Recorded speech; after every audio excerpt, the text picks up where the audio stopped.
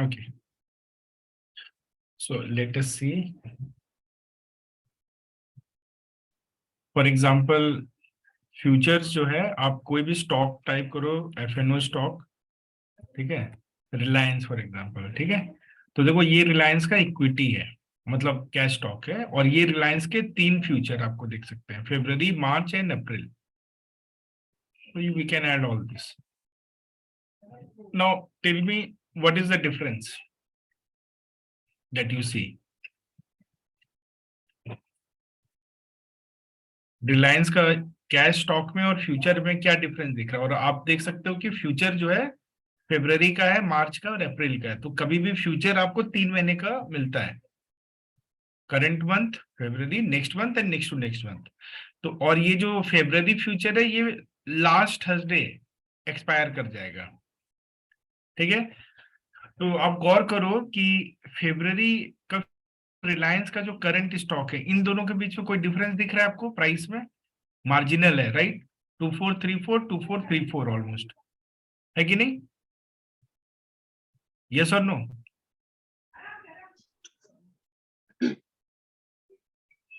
ये आप देख पा रहे हो? प्लीज रिस्पॉन्ड, बिकॉज मैं आप करेक्ट लोगों को करेक्ट। देख नहीं पा रहा हूँ। तो you have to respond to me, otherwise I don't even know कि आप समझ रहे हो नहीं समझ रहे हो, ठीक है। So please tell me yes no, ठीक है। तो व्हाट यू कैन सी कि रिलायंस आज 20 रुपए ऊपर गया है, ठीक है। तो यू कैन सी कि ये है आपका मिल्क, और ये है डेरिवेटिव कर्ड, जो फ्यूचर जहां पे लिखा हुआ देख रहे हो।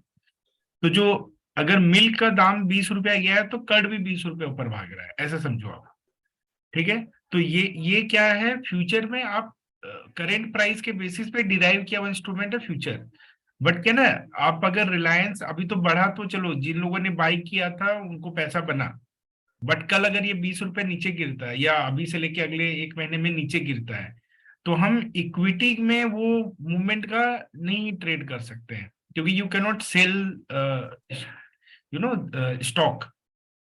आप इसको सेल नहीं कर सकते बियॉन्ड इंट्राडे, ठीक है। तो उसमें आपका पैसा नहीं बनेगा, तो उसमें आप फ्यूचर को यूज कर सकते हो, क्योंकि फ्यूचर को आप सेल कर सकते हो, ठीक है। और ये जो फ्यूचर है, जब आप इसको सेल करते हो, तो एक लॉट में 250 होगा रिलायंस के केस में। वैसे हर इक्विटी का अपना अपना होता है, मतलब 250। तो बेसिकली अगर मान लो आपने कैश मार्केट में 250 रिलायंस का स्टॉक बाय कर लिया, ठीक है। तो बाय करोगे तो ऊपर भागेगा, तो पैसा बनाओगे, राइट। तो कई लोग क्या करते हैं, अगर मैंने 250 स्टॉक बाय किया ना, तो वो एक एक लॉट को यहाँ पे 250 क्वांटिटी को शॉर्ट कर देंगे। तो जितना ये ऊपर भागेगा उतना ये नीचे भागेगा, तो बैलेंस रहता है ना। ये समझ में आ रहा है क्यों यूज करते हैं फ्यूचर? तो उसको हम बोलते हैं हेजिंग। नहीं समझ में नहीं आया।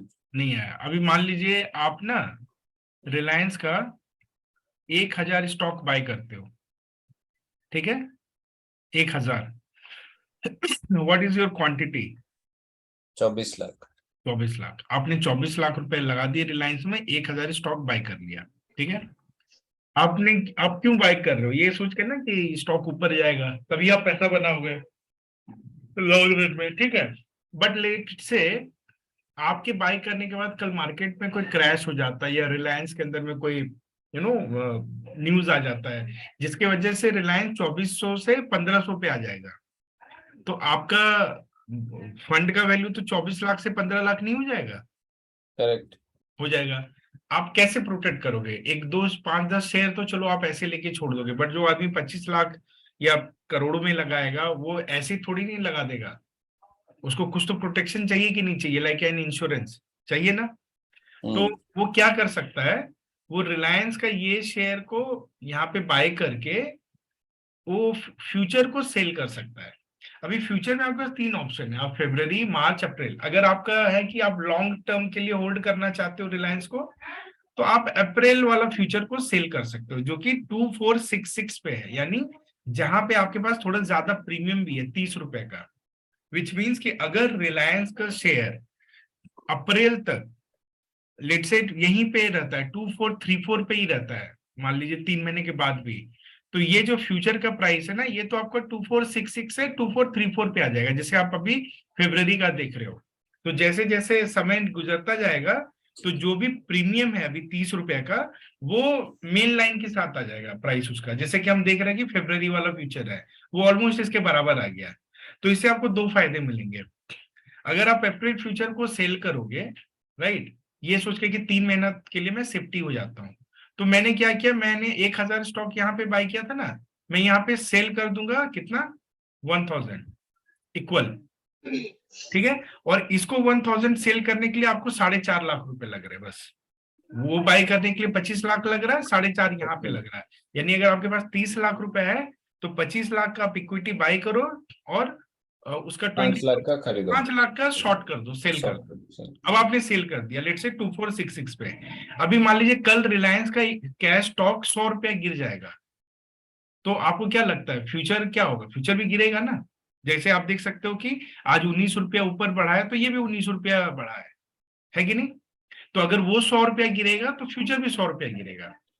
तो उससे क्या होगा, आपका वैल्यूएशन 24 लाख से 23 लाख होता है, तो फ्यूचर जो आपने सेल किया उधर आपका गेन भी तो हो रहा है ना।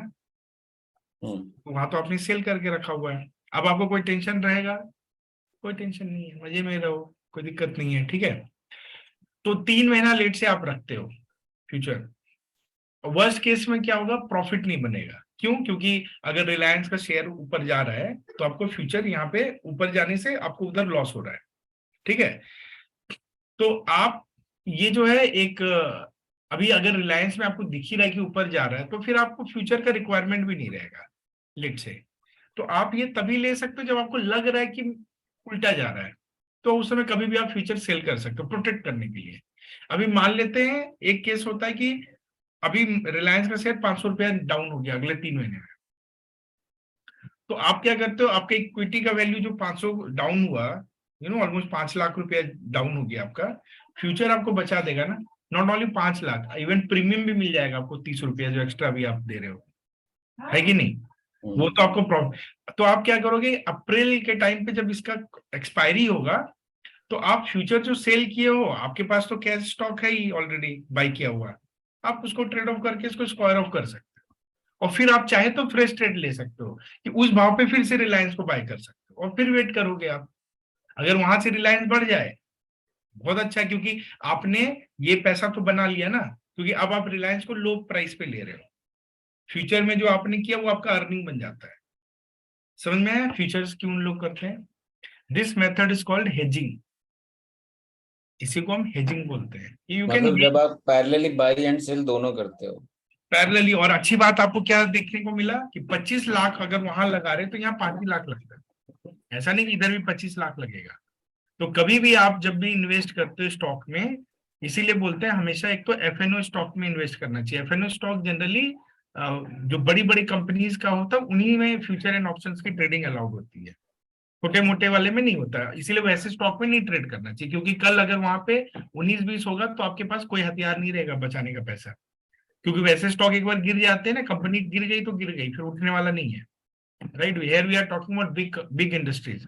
तो टेम्पररी, फॉर एग्जांपल मान के चलो कोविड में आपने कोविड के पहले 25-30 लाख का शेयर उठाया कोई भी कंपनी का या ओवरऑल एक पोर्टफोलियो, और आपका कोविड आ गया जहां पे मार्केट 50% गिर गया, तो आपका पोर्टफोलियो तो 50% डाउन हो जाएगा। बट अगर आपने फ्यूचर शॉर्ट करके रखा हुआ है, तो आपको टेंशन होगा क्या? आप तो खुश हो रहे होगे कि चलो जब तक गिर रहा है होल्ड करके रखते हैं फ्यूचर को, जैसे मार्केट यू टर्न मारेगा तब आप फ्यूचर को हटा दो, है कि नहीं? तो फ्यूचर एक्चुअली इसीलिए डेरिवेटिव बोलते हैं। और आप रिलायंस का शेयर, हाँ रिलायंस का जैसे शेयर है, हाँ, उस शेयर है तो हम उसको सिर्फ बाय ही कर सकते हैं ना।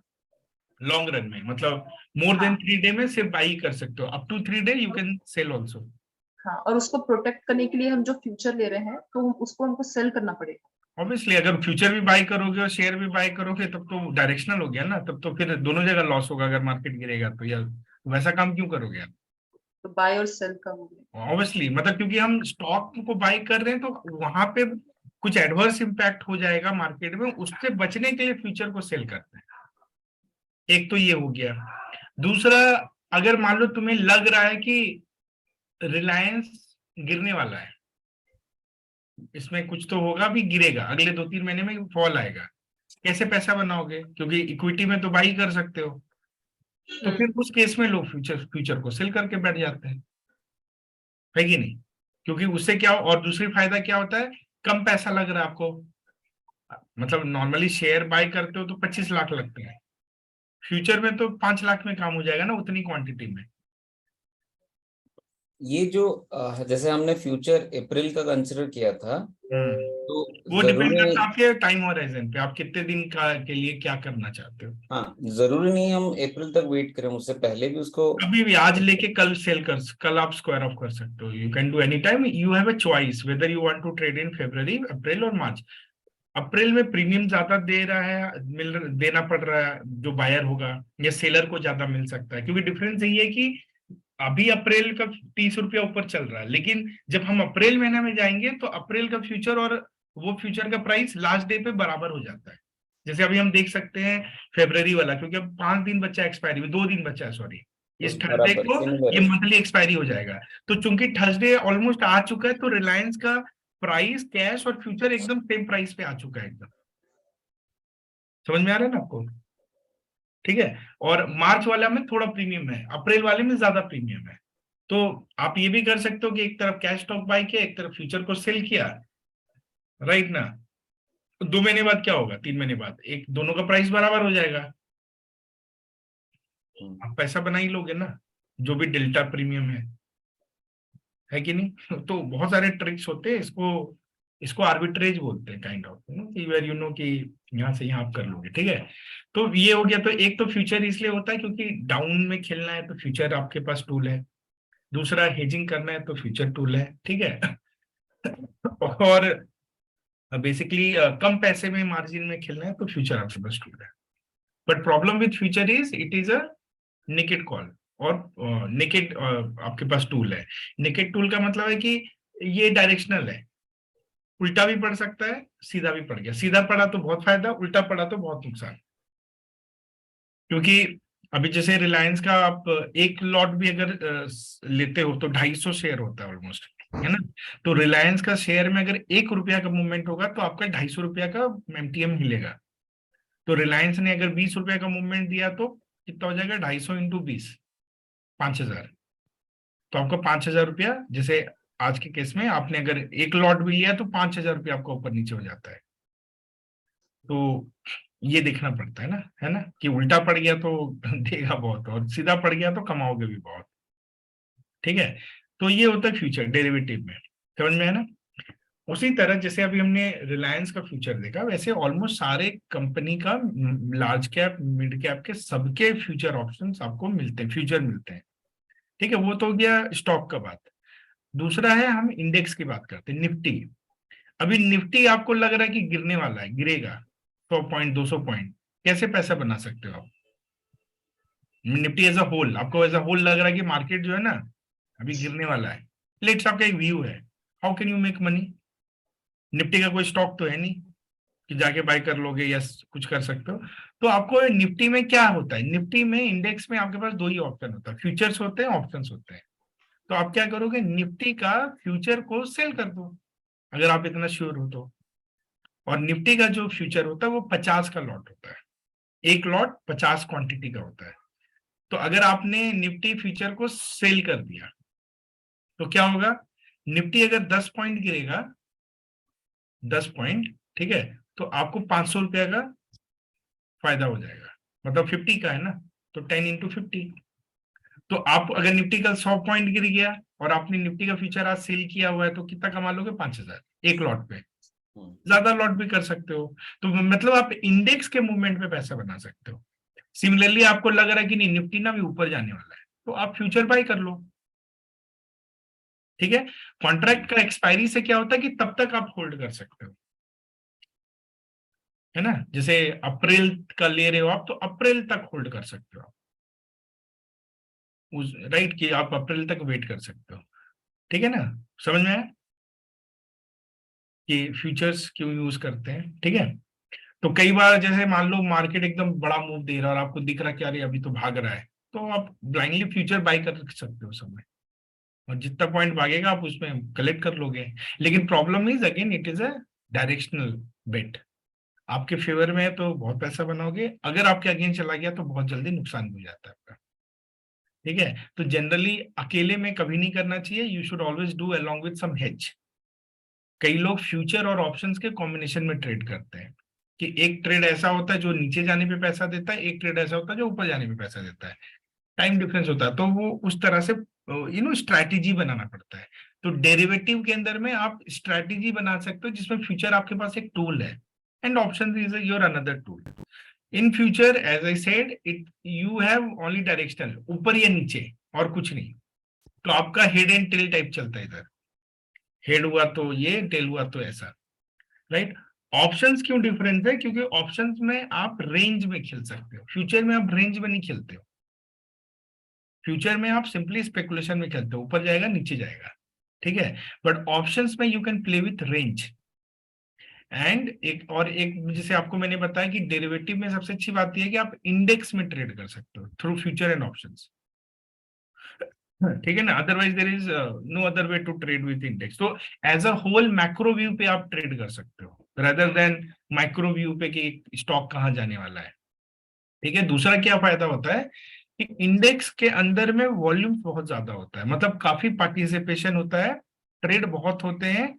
तो उससे क्या होता है, बहुत ज्यादा ट्रेड होने से उसको उसको टर्म उसको बोलते हैं लिक्विडिटी। जो ना ले लो, एक मिनट आ रहा हूँ।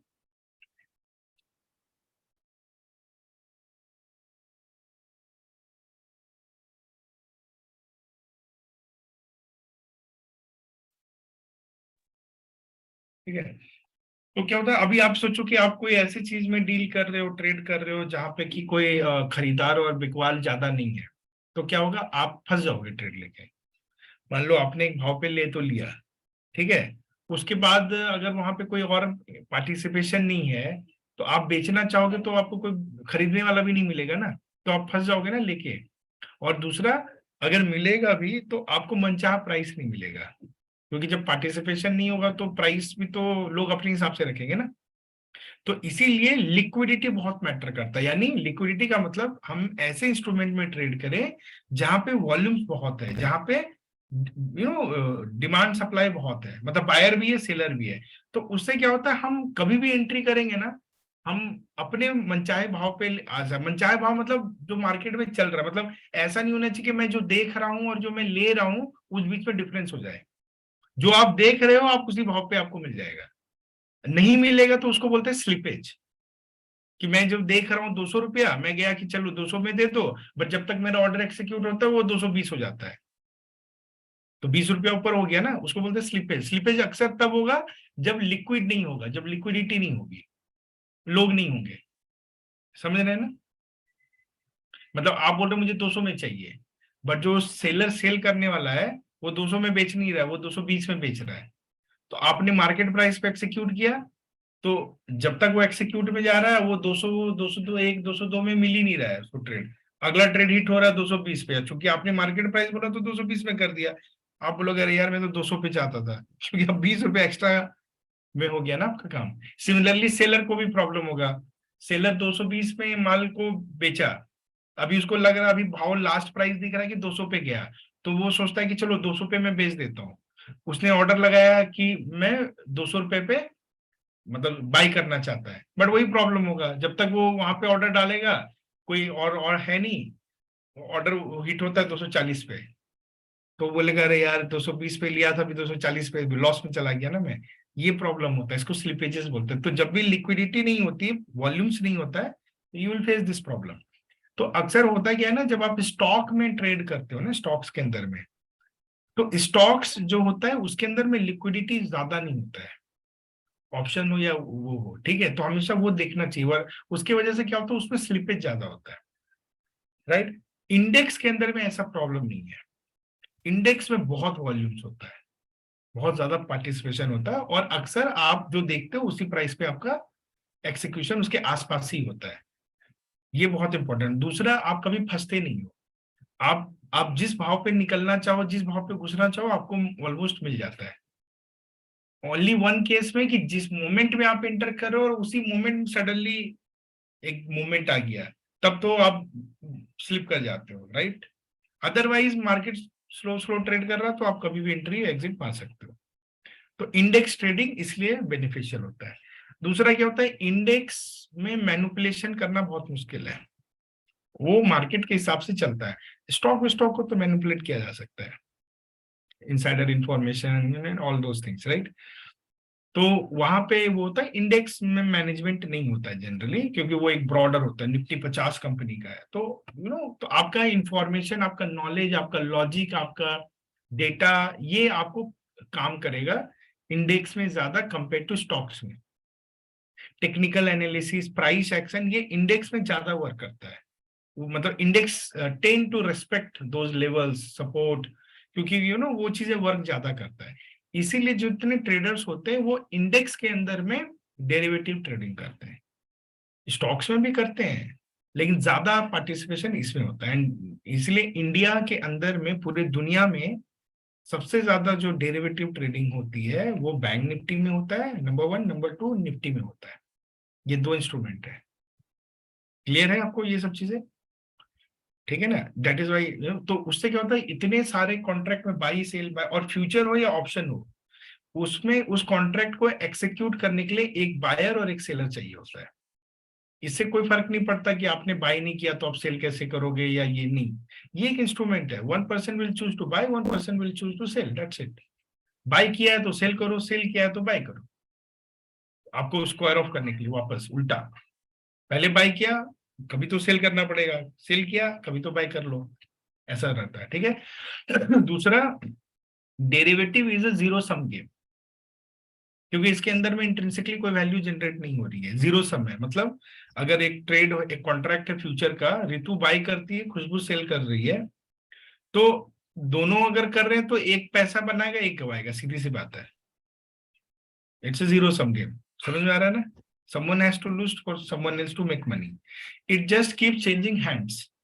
कि अभी ऋतु ने एक भाव पे लिया, खुशबू ने एक भाव पे बेचा, थोड़ी देर बाद ऋतु प्रॉफिट में, तो ऋतु चाहती है कि मैं इसको बेच दूं या खरीद लूं वापस।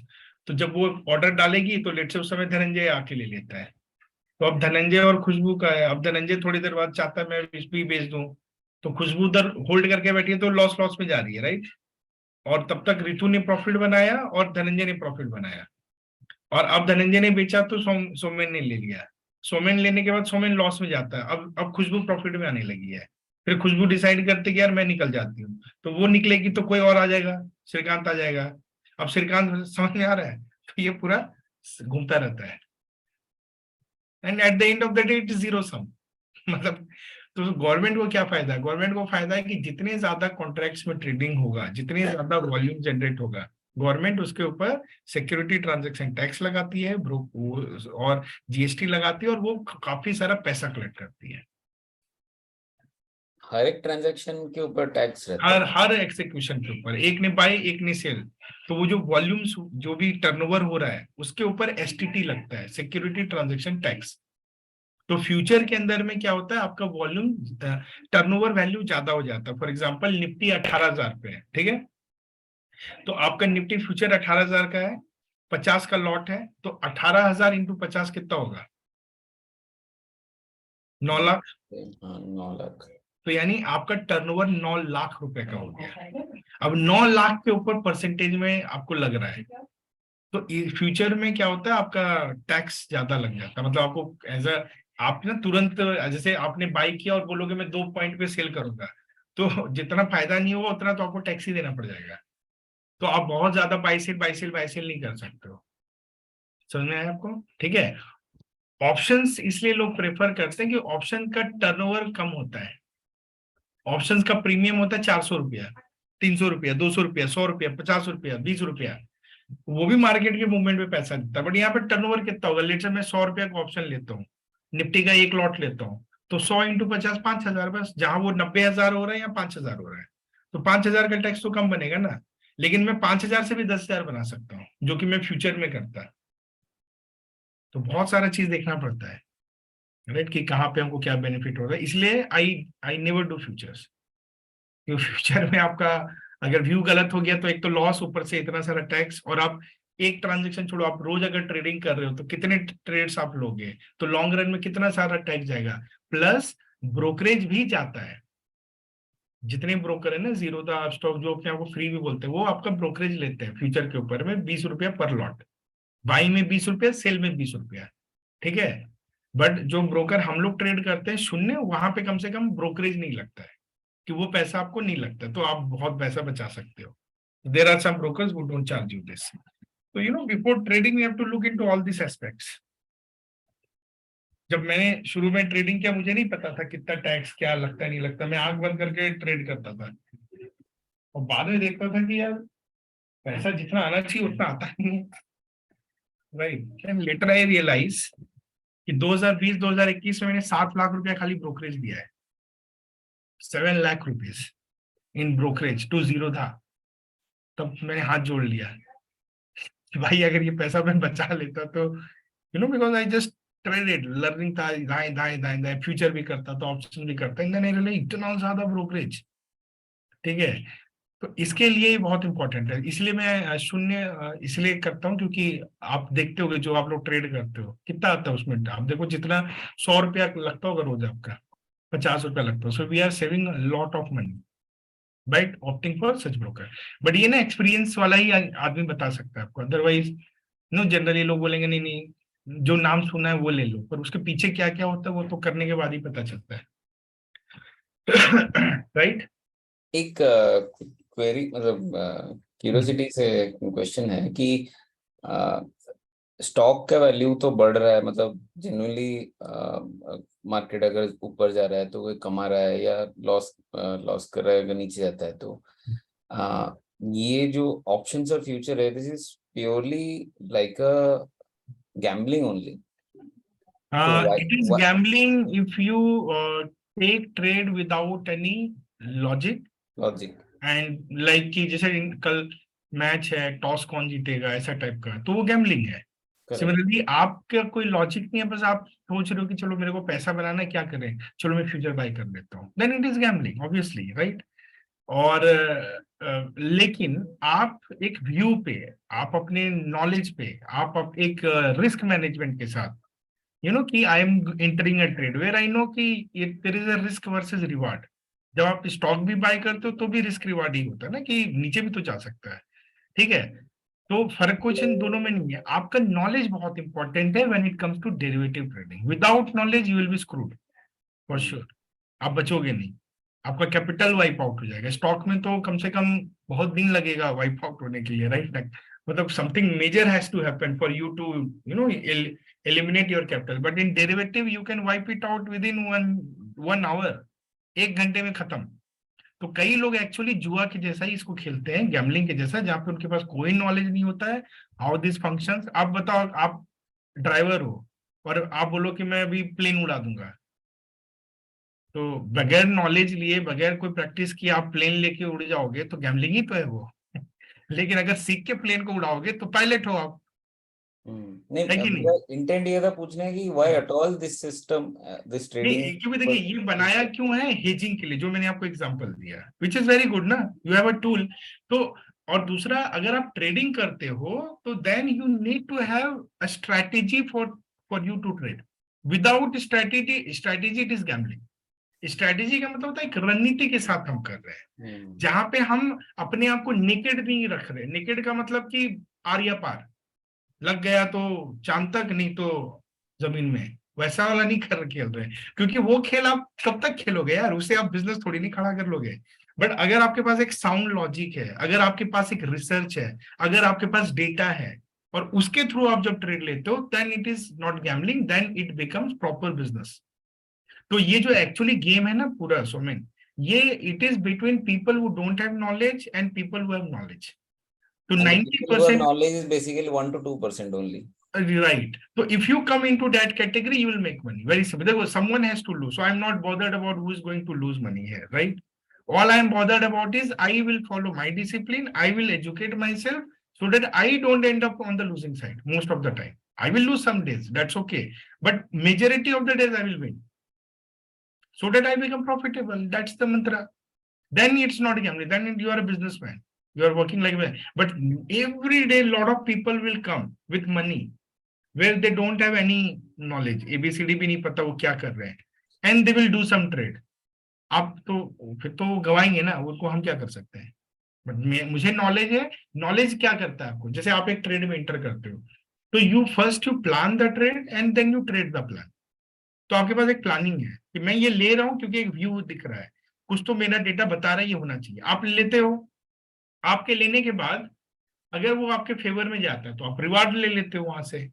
अगर आपके अगेंस्ट जाता है तो आपको आपका रिस्क पता है मुझे कितना गंवाना है इस ट्रेड में, आप गंवा के बाहर आ जाते हो. That is what a trader will do. But a gambler like casino हार रहा है तो और अपना बेट को डबल करते जाएगा. क्यों? क्योंकि उसको recovery करना है. इमोशंस अटैच रहते हैं. तो वो मैंने आपको फर्स्ट डे भी बताया था एक सेशन में 1-to-1 में मैंने बताया था, mind management, risk management very important as a trader. समझ में आ रहा है ना. तो जब इस पे हम फोकस करते हैं तो फिर ये आपको पैसा देगा, सिंपल सी बात है. और आपका रिसर्च, आपका डेटा, आप ये जो ट्रेड ले रहे हो उसके पीछे लॉजिक क्या है, ये सब होना चाहिए आपके पास. with a sound logic, if you are doing something, which means you know your game. Without any logic you are doing, which means you don't know your game. So research is very important when it comes to trading in derivatives or future and options, because then you are trading as per some system, some strategy, और आपको बस वही follow करना है. तुक्के में नहीं ले रहे हो, उम्मीद में नहीं ले रहे हो, होप में नहीं ले रहे हो. क्योंकि तुक्का में तो फिर इंसान सब कुछ गवा के आ सकता है ना. It's like you are going to a battle. ठीक है ना. अभी जैसे मैं कहूँ कि अभी आर्मी में आपको भेज दिया जाए और कल वार पे भेज दिया जाए, तो टेक्निकली आप इंसान हो, आप लड़ तो सकते हो लेकिन आप जीत नहीं सकते ना, क्योंकि आप तुक्के में जा रहे हो कि मैं जोश में एकदम भारत माता की जय बोल के कूद जाऊंगा. उससे क्या होगा? आप उम्मीद में जा रहे हो कि शायद मैं जीत जाऊं, लेकिन you don't no whom you are fighting against. Then what is the way for you? Take your time, learn the tricks, है ना. प्रैक्टिस कीजिए, जो भी उसका आर्मी का रूटीन है 6 महीने का 1 साल का, go through it and then you become a warrior. And then also there is a process. सीधा आपको वार में नहीं भेजेंगे, प्रैक्टिस होगा, छोटा मोटा होगा, फिर करके 5 साल बाद तो आप कभी वार में उतरते हो. ट्रेडिंग बिल्कुल वैसे ही होता है कि डे 1 से अभी आप आते ज्वाइन करते और मैं आपको बोलता चलो मैं तुमको अब ट्रेड देता हूँ, तुम्हारे पैसे बनवाता हूँ, without you knowing what you are doing, it means you are doing gambling, है कि नहीं. बट आप सीखते हो, समझते हो, उसके रिस्क को समझते हो, डेटा समझते हो, सॉफ्टवेयर, तो फिर इसका मतलब आप एक प्रोसेस फॉलो कर रहे हैं. क्लियर? ठीक है. तो ये है. अब ये होता है ना कि हमारे ऊपर हम इसको क्या बनाते हैं, हम इसको गैम्बलिंग बनाते हैं या हम इसको ट्रेडिंग बनाते हैं. ठीक है. ट्रेडिंग में जैसे हम लोग ट्रेड करते हैं तो हमारा रूल होता है, every day we will take trade, not based on की what I feel, it is based on our rule which we have designed. Trade will happen, we get a loss, we'll take the loss. When that loss is defined, इतनी जाएगा, मान लो 1% जाएगा किसी एक दिन का, मेरे कैपिटल पे 10 लाख है तो मैं 10,000 गंवाने को तैयार हूँ इन अ डे. बिकॉज ये दिन का गेम नहीं है, तुमको मंथली का गेम है, तो किसी दिन नीचे जाता है, किसी दिन ऊपर जाता है. बट जो हमारा डेटा है, जो हमारा हिस्ट्री है, वो हमें ये बताता है कि अगर हम इतने दिन ट्रेड करेंगे और इतना प्रोबेबिलिटी हमारा रहेगा इस ट्रेड का, तो at the end of the month will make money. तो we will focus on monthly results, right. And then we are not afraid to lose. Losing is fun, it's okay. आज हार गए, आज का दिन नहीं था. जैसे टेस्ट मैच खेलते हो 5 दिन का, जरूरी नहीं कि आप सारे सेशन आप जीतोगे. You will lose some session, but at the end of the day, what matters? Whether you won the match or not, right? वैसे ही है. क्लियर है ना? ठीक है. तो ये है फ्यूचर, राइट. एंड ऑप्शंस में क्या होता है कि ऑप्शन में आप रेंज में प्ले कर सकते हो rather than simply head and tail type. तो यू हैव टू, अगर आपको पता है कि अच्छा रिलायंस का स्टॉक अगले 3 महीने में ना 2700 के ऊपर नहीं जाएगा और 2100 के नीचे नहीं जाएगा, if you are so very sure, क्योंकि आप उसका डेटा देख रहे हो कि काफी टाइम से तो इसी रेंज में चल रहा है, तो आप क्या कर सकते हो, आप इस व्यू पे पैसा बना सकते हो. Because you will have some option in which you can trade, through which you can make money on this view, where all you will do is after taking the trade you will just wait and hope कि रिलायंस 2700 के ऊपर नहीं जाए, 2100 के नीचे नहीं जाए.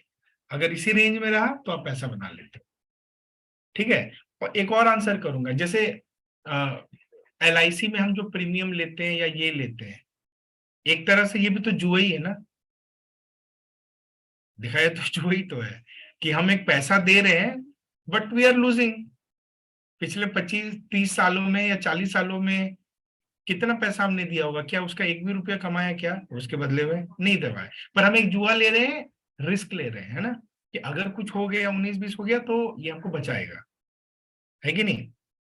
Options वैसे ही होता है, राइट ना, it is a calculated kind of thing where you know your risk, very simple, right ना। But when you do gamble you don't know what is your risk, you can end up lose anything, right. तो option में difference होता है कि option आपको range में पैसा देता है, फ्यूचर आपको खाली ऊपर नीचे पे देता है। तो ऑप्शन में ट्रेड करना ज्यादा इजी हो जाता है, ऑप्शन में आपको चार्जेस कम लगते हैं ट्रेड करने में, फ्यूचर में आपको चार्जेस बहुत ज्यादा लगता है।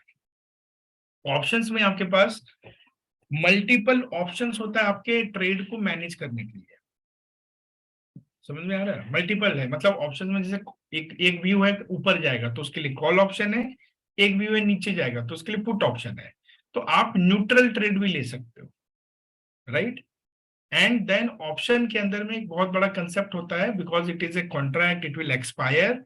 तो ऑप्शंस की जो प्राइस होता है उसमें टाइम वैल्यू बहुत होता है, टाइम वैल्यू, तो इसके ऊपर में आप पैसा बना सकते हो, where you take a trade and you wait for the time. तो वो टाइम निकल गया, वो चीज नहीं हुआ तो आपका पैसा बन जाएगा, ठीक है ना।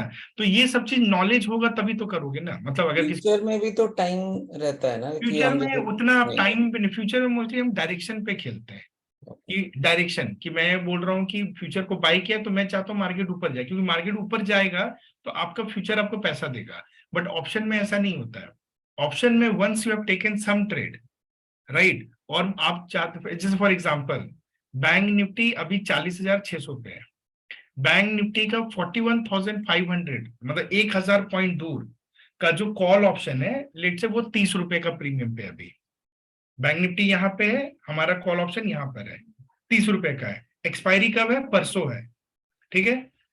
एक बंदे ने इसको बाई कर लिया 30 रुपए देके, ठीक है, ये सोच के कि मार्केट ऊपर जाएगा तो मैं पैसा बनाऊंगा, ठीक है। कल मार्केट 200 पॉइंट ऊपर जाएगा लेट से, तो आपके हिसाब से ये बंदा को तो पैसा बनाना चाहिए, क्योंकि उसने किया वो, ये ऑप्शन 30 रुपए से 20 पे आ जाएगा, समझ रहे हो, क्योंकि वो ऑप्शन ऑलरेडी बहुत दूर बैठा हुआ है, मार्केट के 200 पॉइंट करने से इसका कुछ नहीं होने वाला है। अगर इसको बढ़ाना है तो मार्केट को 500-600 पॉइंट वहां तक पहुंचना पड़ेगा कल, तब ये हिलेगा थोड़ा सा, 30 से 40 की तरफ, 50 की तरफ जाएगा। और उसके बाद अगले दिन अगर ये बंदा अभी भी होल्ड करके बैठा है तो अगले दिन इसके अंदर वैल्यू आने के लिए मार्केट को फिर से कम इसको क्रॉस करना पड़ेगा, 40 से 41,500, मतलब 500 पॉइंट एक दिन, फिर 500-600 पॉइंट एक दिन, तब जाके ये भाई साहब 100 की तरफ भागेगा। अगर ऐसा नहीं हुआ तो ये जीरो, समझ में आ रहा है ना। तो ऑल्दो मार्केट आपके फेवर में 1,000 पॉइंट भी जा रहा है, फिर भी आप सारा पैसा गवा देते हो, बट फ्यूचर में ऐसा नहीं होगा, फ्यूचर में आपको 1,000 पॉइंट का अर्निंग हो जाएगा, समझ में आया। तो और अच्छी बात है ऑप्शन में आप दोनों व्यू पे पैसा बनाए, एक तो मार्केट आपके अगेंस्ट जा रहा है तो यहाँ पे इसलिए बायर और सेलर होते हैं।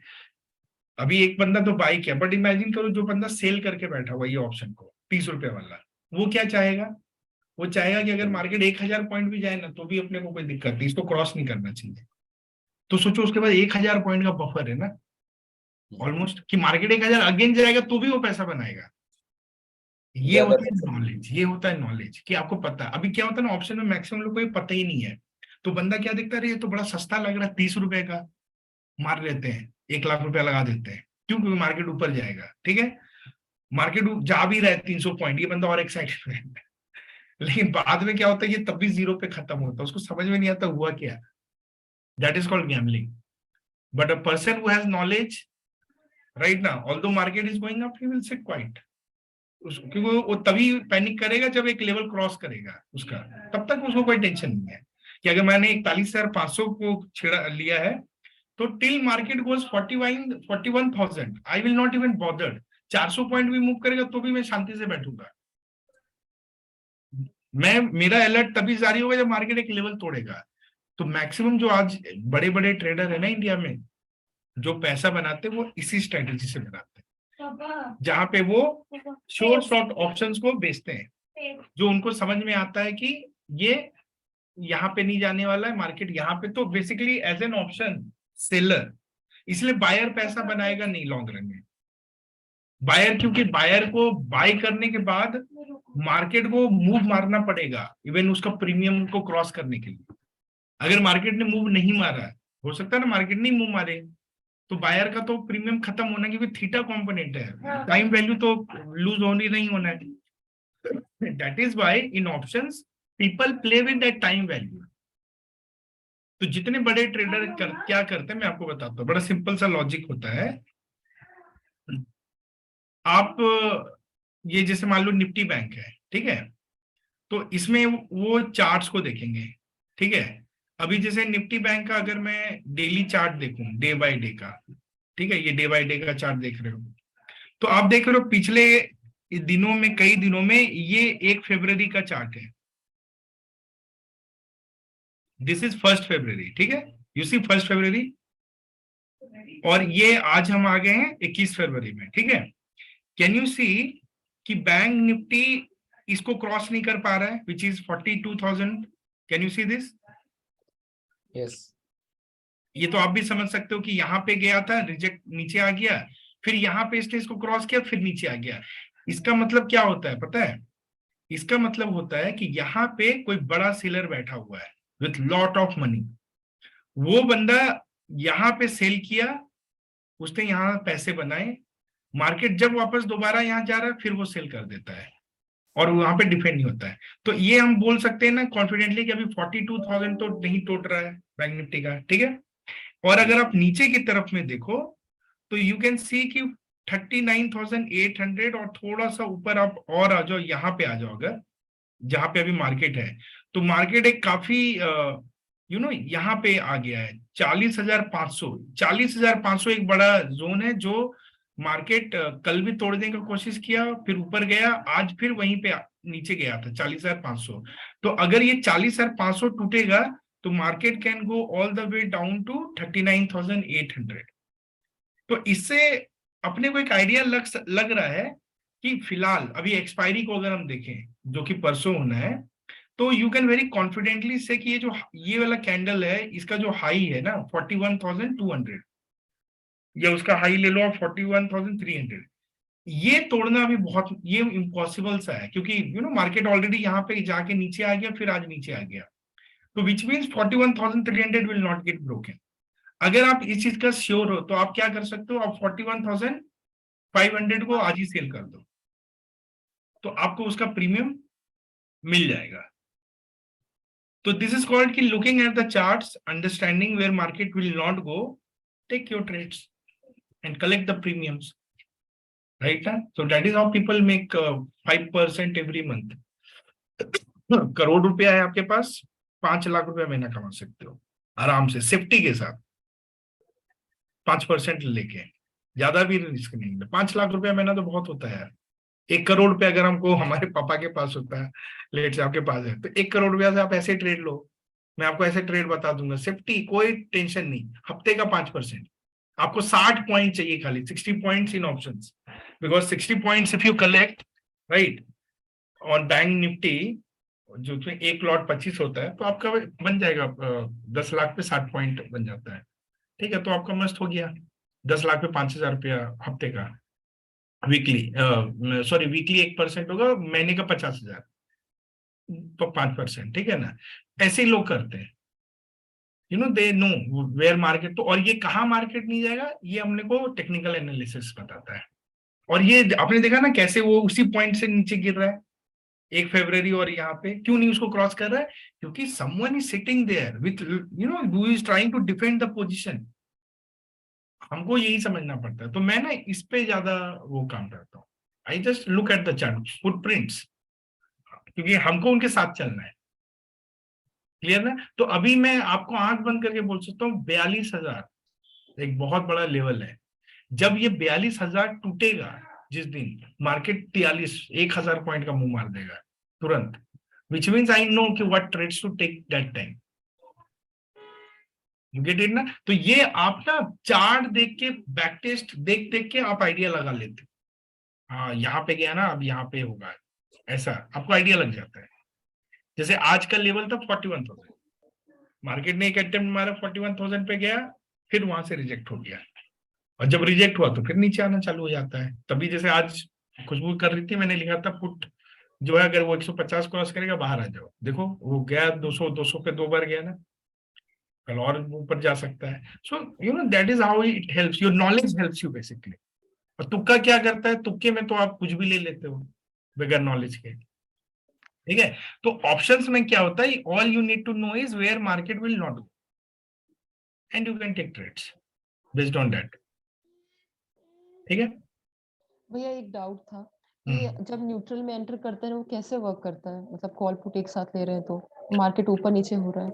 हाँ, जब हम न्यूट्रल ट्रेड लेते हैं, बेसिकली देखो ट्रेड अभी ऑप्शंस में 50 स्ट्रेटेजी है, राइट ना, you can take any strategy, वो डिपेंड करता है किसका क्या गोल है। जनरली क्या होता है, जब हमारे पास कैपिटल कम होता है तो हम 2% 1% वाला ट्रेड में तो हमारा बनेगा नहीं ना बात, राइट। तो हमको थोड़ा एग्रेसिव ट्रेड लेना पड़ता है। पर जब तुम्हारे पास करोड़ रुपए है तब तुम सेफ वाला ट्रेड लेना चाहोगे। तो ऑप्शंस में ना हर तरह का ट्रेड अवेलेबल होता है। जैसे अभी हम लोग क्या करते हैं, हम लोग का एग्रेसिव ट्रेड होता है। एग्रेसिव मतलब हाई प्रॉफिट बट लॉस भी लेना पड़ेगा उसमें अच्छा खासा। इसीलिए हम लोग क्या करते हैं, हम ज्यादा पॉइंट वाला करते हैं, जिसके वजह से हम लोग एट द मनी को सेल करते हैं। बट हम कभी भी ये नहीं बोलते कि आज कॉल या खाली करो या आज खाली पुट करो, हम हमेशा एंट्री न्यूट्रल ही लेते हैं।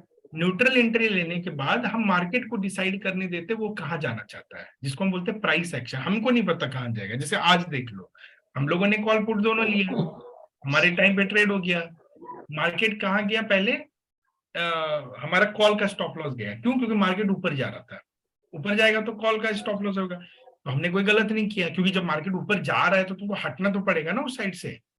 200 पॉइंट का मूव, क्योंकि एक बार मार्केट ऊपर जाना शुरू करेगा तो भाई इसका मतलब बायर लोग बाई कर रहा है, तो ऊपर जा सकता है, 500 पॉइंट भी जा सकता है, 1000 भी जा सकता है, राइट।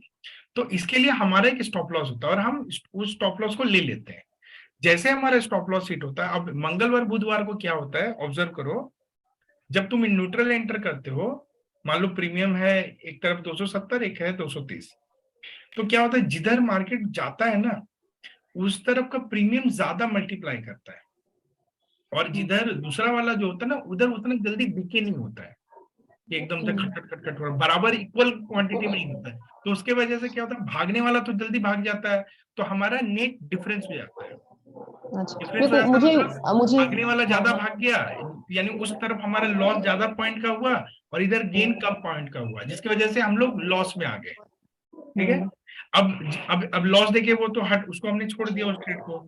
अब हम क्या होप करते हैं कि भाई तू जिधर जा रहा था उधर ही जा, so that this guy can keep losing, और एटलीस्ट नहीं भी जाना तो कम से कम नीचे वापस मत आ, क्योंकि अगर वो वापस नहीं भी आएगा तो ये बंदा धीरे धीरे करके अपना टाइम वैल्यू खोना शुरू कर देगा। क्योंकि ये हम लोग घुसते हैं एट द मनी, जिधर हमारे स्टॉप लॉस हिट होता है वो बन जाता है इन द मनी, और ये जो हमारा है जो प्रॉफिट दे रहा है वो हमारा आउट ऑफ द मनी है, राइट ना। अब वो लेकिन मान लो मार्केट वहां से वापस आना चालू कर देता है, तो फिर ये जो तुम्हारा प्रॉफिट वाला था अब ये लॉस की तरफ जाने लगेगा। इधर तुम ऑलरेडी लॉस दे चुके हो, अब ये भी लॉस देना शुरू कर देता है। तो हम एक पॉइंट तक वेट कर देंगे जब तक कि शायद मार्केट, क्योंकि मार्केट ऐसा नहीं ना कि ऊपर जा रहा हो तो एकदम ऊपर जाएगा, ऊपर जाके थोड़ा तो नीचे आएगा, वो फिर एक ट्राई मारेगा। आज वैसे ही हो रहा था। इस केस में हमें डिस्क्रिशनरी ट्रेड लेना पड़ता है, लेना चाहिए? हमें कुछ नहीं लेना चाहिए, क्योंकि आप अपना दिमाग नहीं लगा सकते इतना कि अभी ऊपर जाएगा अब नीचे जाएगा, क्योंकि सबसे ज्यादा जो आपको जो चीज वर्क करता है मार्केट में वो होता है प्राइस एक्शन, भाव। अगर किसी चीज का भाव बढ़ रहा है, अगर पानी का रफ्तार एक तरफ जा रहा है तो तुम क्या करोगे बताओ? तुम उसके अगेंस्ट तो खड़ा नहीं हो जाओगे ना, तुम उसके साथ ही चलोगे, बहाव के साथ ही चलोगे। तो इसको जनरली मार्केट में यही कहा जाता है, ट्रेंड इज योर फ्रेंड। समझ में आ रहा है कि मतलब जिधर जा रहा है उधर ही चलने का आपको। तो प्राइस एक्शन वही है। अब लेकिन हमेशा ये वर्क नहीं करेगा, समटाइम्स व्हाट विल हैपन, उधर जाके वो वापस आ जाता है। तो क्या होता है, उसको उस दिन ऐसा वी शेप या डब्ल्यू शेप बनता है ग्राफ, ऊपर से नीचे आया, नीचे से ऊपर गया। ऐसे दिन हमारे स्ट्रेटेजी के लिए खराब है, क्योंकि आज इन दिनों में हमको दोनों तरफ का लॉस लेना पड़ेगा, पहले उधर भी लॉस हो जाएगा, इधर भी लॉस हो जाएगा। हम कब पैसा बनाते हैं, जब या तो मार्केट एक रेंज में रहे, ताकि हमारा कोई स्टॉप लॉस हिट ही ना हो, खास के मंगलवार बुधवार को, और दोनों तरफ का प्रीमियम हम थीटा डी के लेके पैसा बना ले। एक केस ये हो गया, थर्सडे को भी। या मार्केट एक ही डायरेक्शन पकड़े, पूरा फुल डायरेक्शनल हो, मतलब अगर आप मार्केट भाग रहा है ऊपर तो ऊपर ही जाए, नीचे गिर रहा है तो नीचे गिरता रहे। तो उससे क्या होता है, एक तरफ वाला हमारा हट जाता है और दूसरी तरफ जो है वो गिरता रहेगा, गिरता रहेगा, गिरता रहेगा, गिरता रहेगा। अभी ये चीज को देखने के लिए तुमको बैक टेस्ट करना पड़ेगा, again and again I will tell you, तभी तुम्हें समझ में आएगा। यानी go and look at the past trades. मुझे वही डाउट आ रहा था, जैसे कि कॉल पुट एक साथ लिया ना हमने, तो कॉल ऊपर जैसे जा रहा है तो पुट की वजह से उसमें वो लॉस आ रहा होगा ना, क्योंकि उसके ऑपोजिट डायरेक्शन में जा रहा है। कॉल बहुत ज्यादा मल्टीप्लाई कर रहा है, जैसे कॉल 270 difference. को 300, 330, 350, 370 जा रहा है, पुट 230, 180, 170। तो जितना पॉइंट ये भाग रहा है बराबर नहीं भागता है तुम, क्योंकि तुम उसके लिए तुमको समझना पड़ेगा कि ऑप्शन कैसे प्राइसिंग होता है। जब मोमेंटम आता है ना, डेल्टा एक फैक्टर होता है। डेल्टा क्या बोलता है कि मार्केट अगर 100 पॉइंट जाएगा, देखो मैं एक सिंपल बताता हूँ, एट द मनी का डेल्टा 0.5 होता है। इसका मतलब क्या होता है कि मार्केट अगर 10 पॉइंट जाएगा तो तुम्हारा जो इंस्ट्रूमेंट है वो 5 पॉइंट ही लेगा, 5 पॉइंट, यानी 100 पॉइंट जाएगा तो 50 पॉइंट। ठीक है, अभी मान लो हमने 250 का कॉल और पुट बेचा है, मार्केट में 100 पॉइंट का एक मूवमेंट आ गया कॉल के तरफ, मतलब इस तरफ, तो अभी तो डेल्टा 0.5 था, तो यानी 100 पॉइंट अगर मार्केट भागा है तो ये जो कॉल है वो 50 पॉइंट भागेगा, और उस लॉजिक से पुट को भी 50 पॉइंट कम करना चाहिए, कहीं वो भी तो 0.5 गिरेगा ना। लेकिन क्या होता है वो समझो, जब मार्केट मूव करना शुरू करता है ना, ठीक है, तो क्या होता है कि जैसे मार्केट मूव करेगा तो ये जो डेल्टा है ना, एट द मनी था बोल के 0.5 था, बट जैसे मार्केट 20 पॉइंट जाता है ना तो वो अभी इन द मनी हो गया, अब उसका डेल्टा बढ़ रहा है, 0.6, 0.7, 0.8 हो रहा है।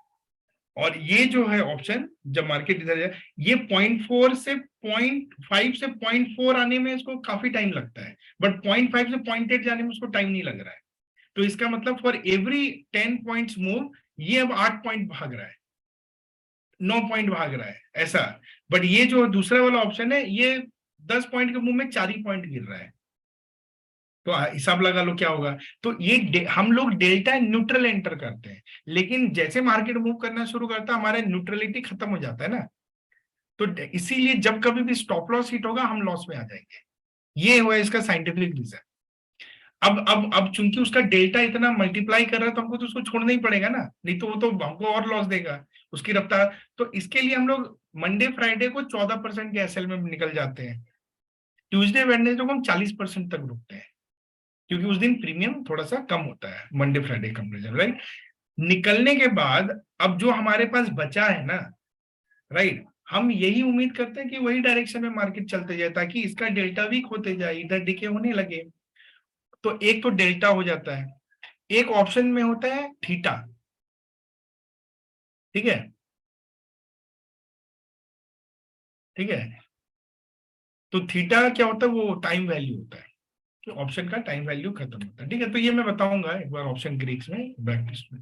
एक्चुअली देना फोन हो गया, ठीक है। तो चलो फिर कल मिलते हैं हम लोग, है ना। और इन चीजों को ऑफलाइन देखो, कंटेंट देखो, पास्ट का वीडियो देखो, और जितना समझोगे उतना वो होगा, ठीक है।